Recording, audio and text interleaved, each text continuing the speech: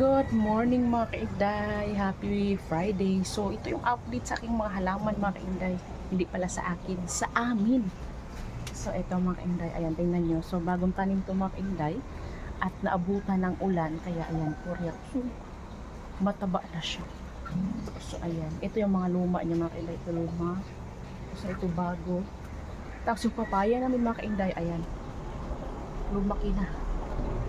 Tumaas na siya. Tapos yung guamila namin, ayan, nagkaroon na ulit siya ng bulaklak. Ayan, hindi ko makita. Kasi ito siya mga kainday.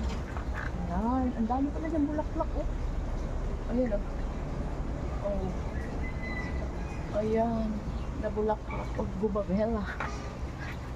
Tapos ito yung oregano, guyabano namin. Ayan, taas na. Taas na ng guyabano.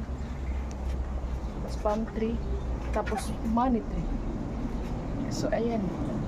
Ito yung pwesto ko dito mga kainday. Maganda kasi magpwesto dito kasi malamig. Relaxing. So, yun lang mga kainday. Thank you for watching.